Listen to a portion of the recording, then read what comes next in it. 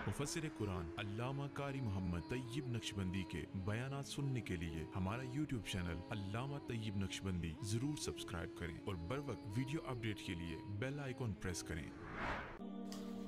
और आप सल्लल्लाहु अलैहि वसल्लम को उनसे बहुत ही मोहब्बत थी, बहुत मोहब्बत थी।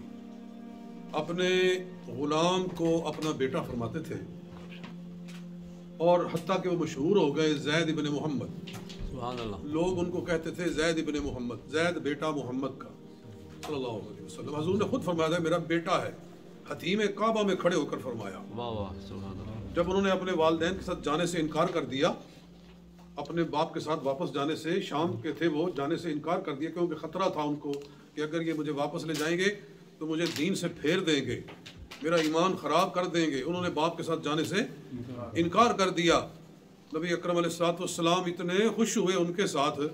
बाप ने कहा कि चलते नहीं हमारे साथ, और कहा ए मोहम्मद सल्लल्लाहु अलैहि वसल्लम अपने बेटे को लेने के लिए आए हैं, क्योंकि वो गुलाम बनाकर बेच दिए गए। उनके वालिदैन को चेज़ करते करते यहाँ मक्का में आए, बेटा मिल गया, बेटा लेने के लिए वापस लेने के लिए आए। तो मक्के वालों ने कहा कि वो जिसका गुलाम है ना मोहम्मद सल्लल्लाहु अलैहि वसल्लम, उनसे ज़्यादा रहीम बंदा कोई नहीं, उनसे ज़्यादा शफकत करने वाला, इंसानियत की हमदर्दी करने वाला कोई बंदा नहीं। समझो तुम्हारा बेटा तुम्हें मिल गया। नबी अलैहिस्सलाम के पास आए और कहने लगे कि जितना माल लेना चाहते हैं आप ले लें और हमारे बेटे को छोड़ दें, आज़ाद कर दें। हुज़ूर अलैहिस्सलाम ने फरमाया मैं काटने वाला नहीं हूँ, मैं जोड़ने वाला हूँ। तुम्हारा बेटा है, तुम्हारे साथ जाना चाहता है तो ले जाओ। हज़रत ज़ैद को कहा गया, उन्होंने कहा कि मैं मोहम्मद सल्लल्लाहु अलैहि वसल्लम को छोड़कर कहीं नहीं जाऊँगा। जी, मैं कहीं नहीं जाऊँगा। हज़ूर सल्लल्लाहु अलैहि वसल्लम इतने खुश हुए कि उनका हाथ पकड़ के उनको हतीम काबा में ले गए और वहाँ खड़ा करके उनका हाथ कहा कि आज से लेकर ये मेरा बेटा है, इसको मेरा बेटा समझो। तो ज़ैद इब्न मोहम्मद मशहूर हो गए। मुंह बोले बेटे थे, हकीकी बेटे नहीं थे। फिर एक मौका आया कि रसूल पाक अलैहिस्सलाम ने अपनी सगी फुफी की बेटी हज़रत ज़ैनब बिन्त जहश रज़ी अल्लाह ताला अन्हा का उनसे निकाह करना चाहा कि निकाह करो। हज़रत ज़ैनब से कहा कि मैं तुम्हारा रिश्ता अपने ग़ुलाम हज़रत ज़ैद से करना चाहता हूँ। उनको ये बात गवारा न हुई, पसंद न आई कि कहाँ मैं कुरैश की लड़की, सरकार अलैहिस्सलाम के ख़ानदान की लड़की और आपकी फुफ्फी की बेटी, और कहाँ ये ग़ुलाम, मैं इससे निकाह करूँगी।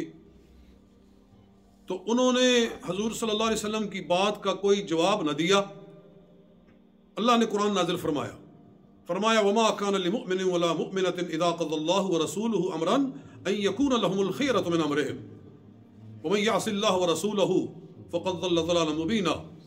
कि मोमिन मर्द हो या औरत हो, जब अल्लाह और उसका रसूल कोई फैसला कर दें तो उनका हक नहीं है कि अल्लाह और उसके रसूल के फैसले से इनकार करें। जी, किसी मोमिन मर्द या औरत का हक नहीं कि जब अल्लाह और उसका रसूल फैसला कर दे अन यकून लहुमुल ख़ियरतु मिन अमरिहिम, कि फिर उनके मामले में उनको कोई इख्तियार बाकी रह जाए, फिर उनकी कोई चॉइस बाकी नहीं रह जाती जब अल्लाह और उसका रसूल कोई फैसला करे। जब ये आयत उतरी तो हज़रत ज़ैनब ने कहा या रसूल अल्लाह मैं राज़ी हूँ, हजूर मैं राज़ी हूँ। राज़ी हो गई, शादी कर दी। 1 साल उनका आपस में रिश्ता रहा, लेकिन वो जो तफावत था आज़ाद और ग़ुलाम का, उसकी वजह से उनके दिल आपस में जुड़े नहीं, आपस में उनके दिल मिले नहीं।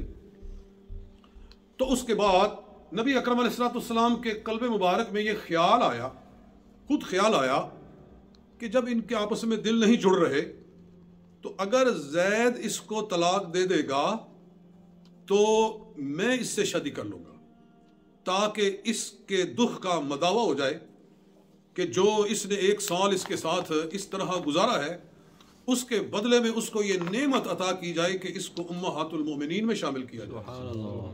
ये कोई छोटा एजाज नहीं है, सारी उम्मत की माँ। तो उस वक्त क्या हुआ कि आखिर एक दिन हज़रत ज़ैद ने तलाक दे दी। अल्लाह इरशाद फरमाता है फलम्मा क़ज़ा ज़ैदुम मिनहा वतरन ज़व्वजनाका, کہ جب زید نے اپنی بیوی کو چھوڑ دیا تو اے محبوب ہم نے آپ کا نکاح ان سے کر دیا، ہم نے نکاح کر دیا۔ چنانچہ یہ ایسا نکاح ہے کہ جس میں کوئی ایجاب و قبول نہیں ہوا، جی ایسا نکاح ہے کہ جس کے اندر کوئی ایجاب و قبول نہیں ہوا، جیسے کہ باقاعدہ لوگ بیٹھتے ہیں اور نکاح ہوتا ہے، ایسا نہیں ہوا، نہ کوئی گواہ ہوا، نہ کوئی ایجاب و قبول ہوا۔ جب یہ آیت نازل ہوئی تو رسول پاک صلی اللہ علیہ وسلم خود ہی ان کے گھر میں تشریف لے گئے، خود ہی ان کے گھر میں تشریف لے گئے تو اور پھر یہ بھی ارشاد فرمایا کہ نکاح کرنے والا اللہ ہے اور گواہ جبریل امین ہے۔ جب رب نے کہہ دیا ہم نے نکاح کر دیا، جب رب نے نکاح کر دیا تو اب کسی کے نکاح کرنے کی ضرورت ہے ہی نہیں۔ جی تو یہ خصوصیت ہے زینب رضی اللہ تعالیٰ عنہ۔ یہ کیوں کیا حضور علیہ الصلوۃ والسلام نے کہ جب ان کے دل نہیں چاہتے تھے، حضرت زینب کا دل نہیں چاہتا تھا غلام کے ساتھ نکاح کرنے کو، تو کیوں کیا؟ اس کے اندر اصل راز یہ تھا، اللہ تعالیٰ ایک رسم بد کا خاتمہ کرنا چاہتا تھا، ایک جاہلانہ رسم کا، جاہلیت کی ایک رسم کا خاتمہ ہونا منظور تھا کہ یہ ختم ہو۔ وہ یہ تھی کہ اہل عرب جس نوجوان کے حسن و جمال یا اس کے مال کو دیکھتے اور اس کے خاندان کو دیکھتے تو کہتے لو جی یہ ہمارا بیٹا ہے، یہ آج سے ہمارا بیٹا۔ وہ اس کا حقیقی بیٹا بنا دیا جاتا تھا، پھر اس کا نسب اس کے باپ سے کاٹ دیا جاتا تھا، پھر وہ اپنے باپ کا وارث نہیں بنتا تھا، اس کا وارث بنتا تھا، اور یہ اس کا وارث بنتا تھا۔ اس طرح وہ نسبوں کو خراب کرتے تھے، ایک ہی نسب کاٹ کے دوسرے کے ساتھ لگا دیتے تھے۔ جاہلیت کا ایک طریقہ تھا، اللہ تعالیٰ نے اس کو ختم کرنا چاہا، اور وہ اس طرح کہ جب آپ نے اس کی شادی کر دی اور زینب کے ساتھ، اور پھر زینب سے ان کا نباہ نہ ہو سکا تو پھر حضور علیہ الصلوۃ والسلام نے ان کے ساتھ خود نکاح کیا، تو کفار نے اعتراض کیا کہ دیکھو جی بڑی تبلیغیں کرتے ہیں اور بڑا اللہ کا نام لیتے ہیں، انہوں نے تو اپنے بیٹے کی بیوی سے نکاح کر لیا ہے، انہوں نے اپنے کیونکہ بیٹا طلاق دے دے تو باپ اس سے نکاح نہیں کر سکتا۔ یہ جاہلیت کے اندر بھی یہ بات مسلم تھی کہ بیٹے کی مطلقہ سے باپ شادی نہیں کر سکتا۔ تو انہوں نے یہ اعتراض کیا تو اللہ تعالیٰ نے اس کا جواب دیا۔ اس سورہ احزاب میں 2 مرتبہ اس کا جواب آیا۔ پہلے تو اللہ تعالیٰ نے ارشاد فرمایا کہ وما جعل ازواجکم وما جعل ادعیاءکم ابناءکم، جو تمہارے منہ بولے بیٹے ہوتے ہیں ہم نے انہیں تمہارے بیٹے نہیں بنایا، یہ شروع میں فرمایا۔ اور یہاں ارشاد فرمایا ما کان محمد ابا احد من رجالکم ولکن رسول اللہ وخاتم النبیین۔ سن لو محمد صلی اللہ علیہ وسلم تم میں سے کسی مرد کے باپ ہیں ہی نہیں جی، کیونکہ آپ کے بچے تو بچپن میں فوت ہو گئے تھے، وہ مرد نہیں ہوئے، بڑے نہیں ہوئے۔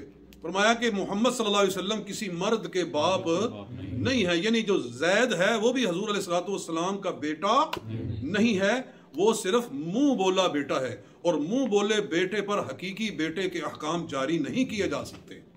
جو منہ بولا بیٹا ہوتا ہے وہ صرف منہ بولا ہوتا ہے، وہ ریئل بیٹا، ریئل اولاد نہیں ہوتی، اس کے اوپر حقیقی اولاد کے احکام نہیں نافذ کیے جا سکتے۔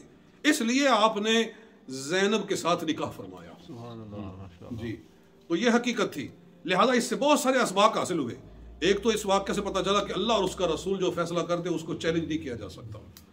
دوسرا یہ بھی معلوم ہوا کہ اللہ تعالیٰ نے غلاموں کو عزت عطا فرمائی، اللہ اور اس کے رسول نے غلاموں کو عزت عطا فرمائی، غلام کو اتنا بلند فرمایا کہ اس کو اپنے خاندان میں داخل کر دیا، اس کو اپنی پھپھی ذات کے ساتھ بیعہ دیا۔ یہ غلاموں کی عزت افزائی کے لیے تھا۔ اور یہ بھی مسئلہ حل ہو گیا کہ جی غیر کف میں نکاح نہیں ہو سکتا۔ جی آج کل یہ کچھ بھوت لوگوں پر سوار ہے کہ جی ہم ارائی ہیں، ہم ارائیوں سے ہٹ کر نکاح نہیں کر سکتے، ہم جی شیخ ہیں، ہم شیخوں سے باہر نکاح نہیں کر سکتے، بچیوں کو بٹھائے رکھیں گے حتیٰ کہ بوڑھی کیوں نہ ہو جائیں، جب تک کوئی شیخ نہیں ملے گا نا، بے شک مسلمان مل جائے جی، بے شک نیک پرہیزگار مل جائے، شیخ نہیں ملے گا۔ میں یہ نہیں کہ میں شیخوں کی بات کر رہا ہوں، یعنی کہ ये कंसेप्शन है एक कि जनाब हम अपने ख़ानदान से बाहर शादी हमने करनी ही नहीं है जी। तो इसका भी अल्लाह ताला रद्द फरमा रहा है कि जब गुलाम और आज़ाद का आपस में निकाह हो सकता है, कि शौहर गुलाम है और लड़की आज़ाद है, उसका निकाह हो सकता है, तो इससे बड़ा कुफ का इख्तिलाफ क्या होगा? फिर इससे बड़ी कुफ से बाहर निकल कर शादी की और क्या मिसाल हो सकती है? माशाअल्लाह। एक तो ये भी हो गया, और इसके सिवा फिर ये भी है कि जो बेटा नहीं है उसको बेटे वाले अहकाम मत उस पर जारी करो। अगर तुमने किसी को मुंह बोला बेटा बनाया हुआ, मुंह बोला भाई बना लेते हैं जी, तो उससे पर्दा खत्म नहीं होता। उससे पर्दा तुम्हारी बेटियों का, तुम्हारी बीवी का पर्दा लाजिम है। उसके साथ अपनी बेटियों को या अपनी घर वाली खवातीन को मत भेजो, उससे फितने और फसाद पैदा होते हैं जी। ये सारे अहकाम यहाँ बयान हुए हैं।